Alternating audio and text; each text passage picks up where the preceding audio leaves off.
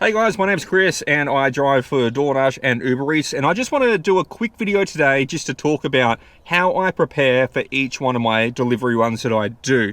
I just want to talk about my preparation and process to how I get ready, just my routine. Now, this routine is not set in stone. It's nothing that you specifically have to do.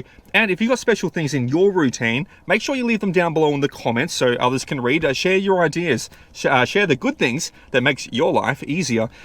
So first things first. So when I'm preparing for a delivery run, I'm a person who plans in advance. So I pick out what days and what hours I'm going to be doing the delivery run in advance. So I'm not, 30 minutes out and I just turn around and just go, oh, better go delivery driving. No, I know that, that Friday night I've blocked it out so I can focus on delivery driving. So I guess my very first step is I make a commitment to myself saying, between these hours on this day, I'm heading out delivery driving. In DoorDash, I'll go and schedule that one in.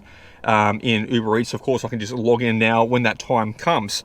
So I make that decision myself, and the reason being, one, make myself accountable, and two, if anyone else starts coming up with plans and stuff like that, and especially if it's stuff I don't want to do, I can say between these hours on this day I'm out delivery driving, so I can't attend that.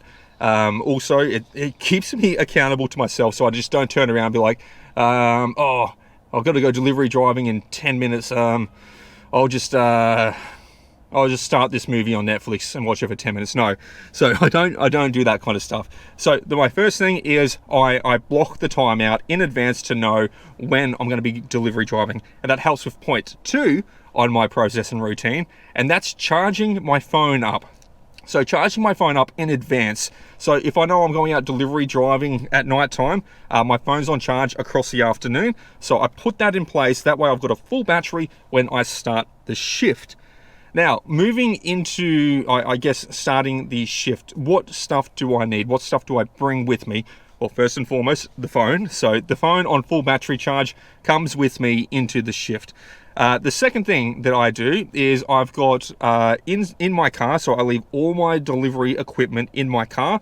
That way I don't need to go rummaging around the house looking for things, bringing stuff out to my car, loading my car up with dash bags and all that kind of stuff. I keep it all in my car to eliminate as much friction as possible.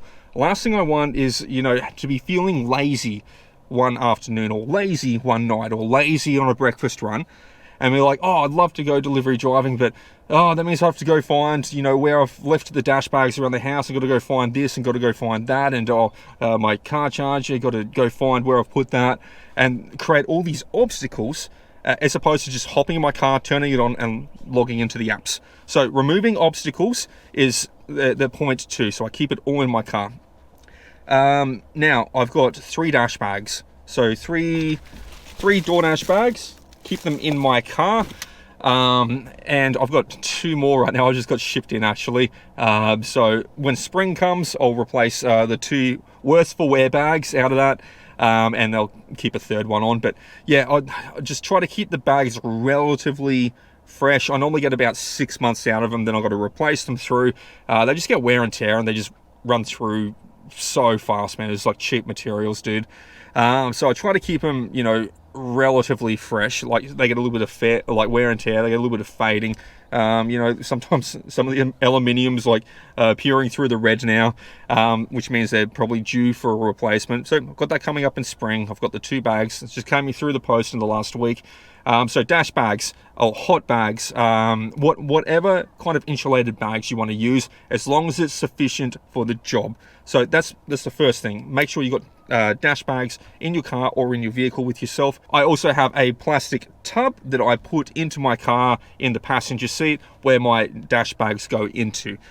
So I make sure that that's there. I make sure the seat's moved all the way forward so it can't shift around, can't move around or anything like that. Reason why I got the big plastic tub is in case I need to hit the brakes, slam the brakes on because someone's doing something stupid on the road in front of me.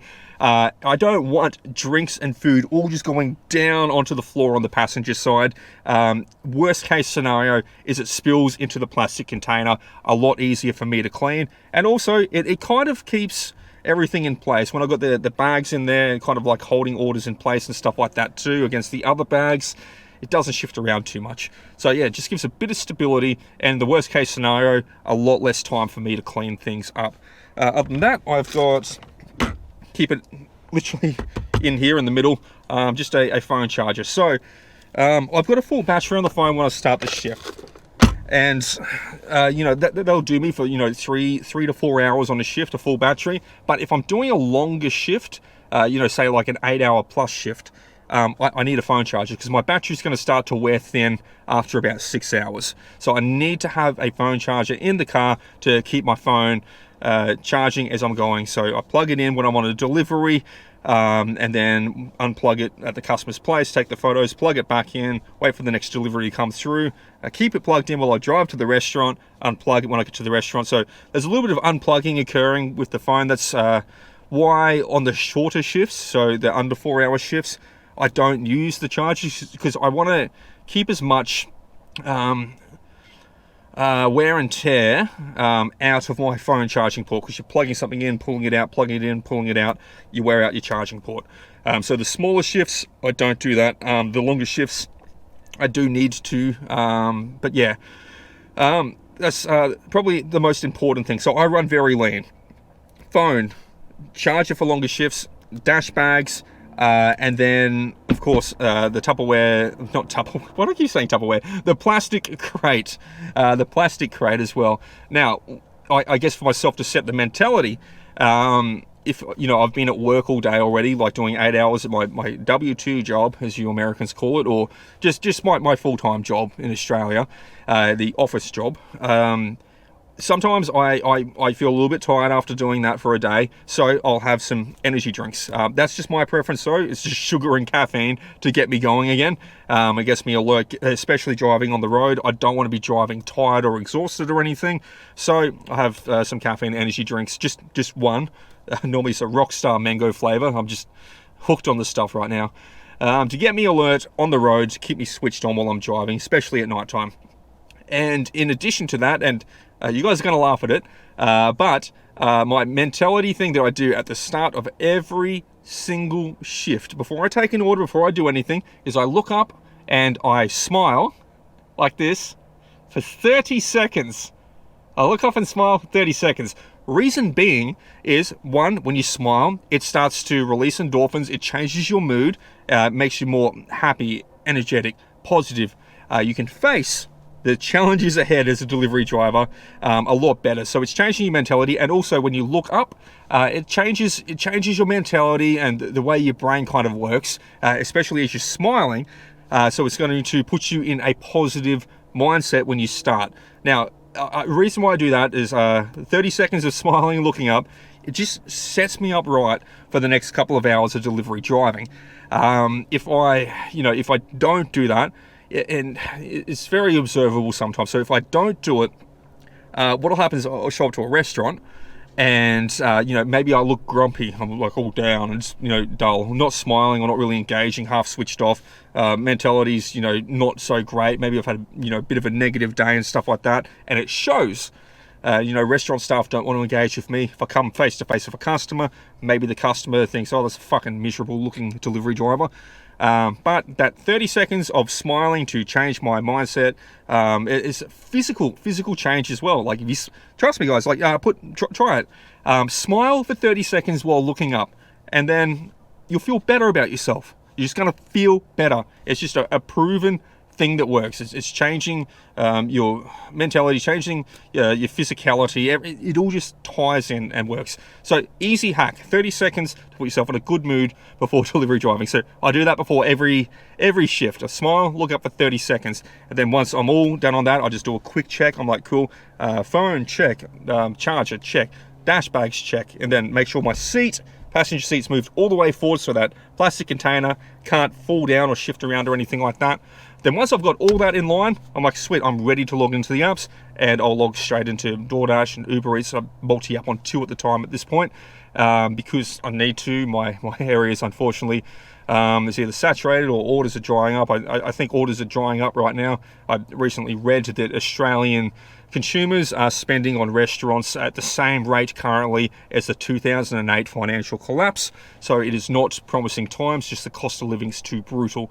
But that's neither here nor there. Today we're just talking about getting ready for delivery driving. But that's my little mini checklist. I run very lean, guys. I remove as many obstacles as I can. I just want everything in my car ready to go, and I'll go out there with a full battery and a smile on my dial, and that's what gets me through a shift.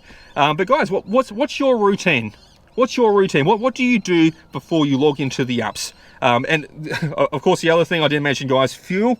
Always make sure I got like enough fuel, so I don't log in and then be like, okay, I got an order, but hang on, let's go to the petrol station and let's go to Servo and fill up. I always make sure I've got fuel in the car, or enough to get me through however many hours I'm going to be driving, but before I start, of course. And I just do a fill up, usually once a week, and then if I need to do more, I'll fill up more from there. But I fill up to the top too, guys, so I'm just like, fill it to the top and happy days. That way I'm not doing like all these little micro stops into service stations. That's just a waste of my time driving backwards and forwards to service stations all the time, and then wasting time just filling up and stuff like that. I just do focus on big fill ups whenever I need to. But yeah, sorry, going on a tangent about how to fill up a car. You guys all know how to fill up a car. We don't need to talk about that. But for your routines, what do you do? What do you do before you log into the apps? What's your routine? What works for you? What makes doing this job easier for yourself? Leave it down below in the comments. Let me know. Let's share some good ideas around. But that's my basic bare bones routine. Tell me yours. Hi mate, have you subscribed to Chris yet? Of course I did. The subscribe button is just down there. Did you know he's trying to get to 10,000 subscribers? 10,000? That's 5 times the size of Cuba Petey. Cuba Petey, mate. Cuba bloody Petey, mate. Cuba Petey, mate. Cuba bloody Petey. He's got some more videos over there too. Over where? Just over there. Over here? Yeah, mate, that's them. Cheers, mate. I'll keep watching because there's always something new. And I'll see you in the next one. Hooroo, you legends.